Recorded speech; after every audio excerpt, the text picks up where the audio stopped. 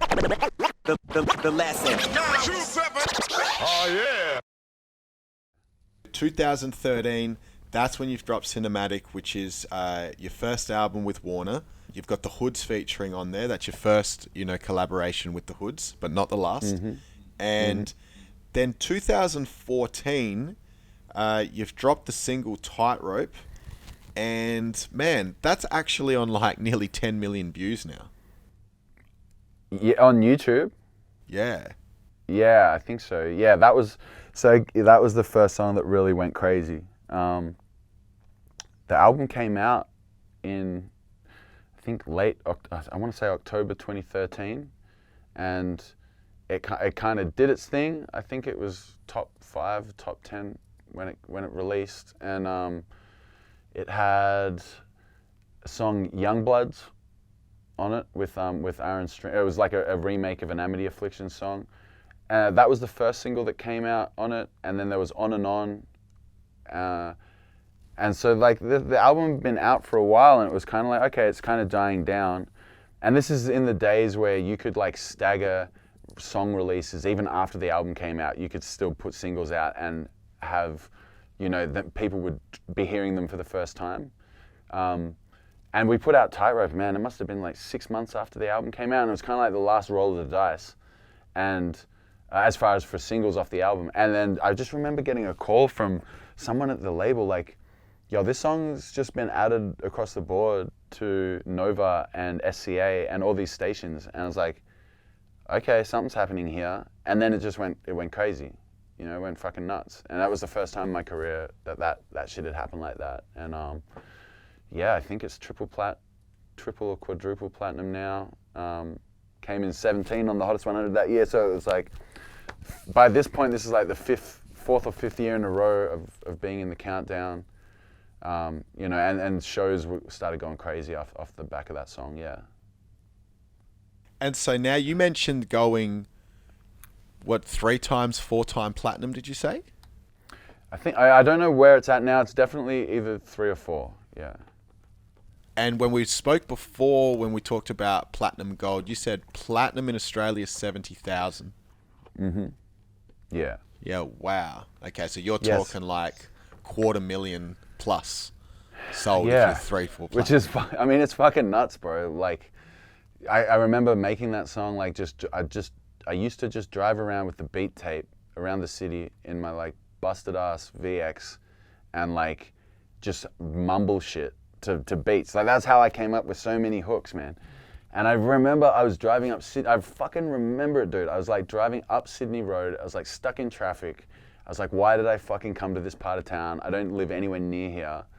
And like just sang, like I'm walking on a tightrope, da da da da da da da da da da. Just the melody. I was just like, oh, that's good. And like remembered it the whole way home. And by the time I got home, I'd like sung the rest of the chorus. And then I just got home, fucking put it down. And then but it's just that moment, bro. If I hadn't have been in the car, if I hadn't have been stuck in that traffic, if I hadn't have taken that trip, it's like, would that song have happened? Because it just came that quickly, man. It's fucking such a trip because it changed the trajectory of everything, And would you say that's your biggest single to date? Not to date, but at the time it was by far, yeah. And then, so that was 2014, 2015. Then you've ended up on the remix for Cosby Sweater. And I think it had like Horror Show Draft, Seth's Entry, Fundamentals, TK. And it was like a live Triple J remix or something like that. Yeah, it was just a one-off performance for the Triple J's 40th anniversary. So the Hoods just got everyone to jump up with them, and it was a big Friends remix. It was good. And then so, obviously at this point, like shit's really starting to hit the roof now if it hadn't already. Then 2016, you've dropped your 5th album, 2 Degrees. I'm going to assume that that's still on Warner Music? Yes. Okay, and then now let me just have a look at these. Now this album, 2 Degrees, had two singles in particular that really stood out, Paper Cuts and Catch 22. Yeah. Now, this album was your first number one on the weekly Australia ARIA album charts, and it also charted at number 32 for the end of the year 2016 Australian Artist Album Charts. Again, like, how did it feel to have an album go number one? Yeah, it was crazy, man. We did it came out the same week that Leonard Cohen died. So we were like expecting, because Paper Cuts was the first single off it, and that's my biggest song to date, and that had already gone crazy. And then Catch 22 came out pretty quickly afterwards, and that had gone crazy as well. And we were expecting, well, not expecting, but we were like, we're in with a pretty good shot of getting number one. And then Leonard Cohen died, and it's like, oh fuck, okay, because everyone's like going to buy his stuff. And I remember we like got it, I think we did like 7,000 or 8,000 first week, and we got the number one by like 150 units. So it was like nothing in it. But yeah, that was the first number one, and it was, I remember my girlfriend at the time, like, I got off the phone, it's like, yeah, we got the number one. She just started crying, and it was like, it was cool, man. Like, you work,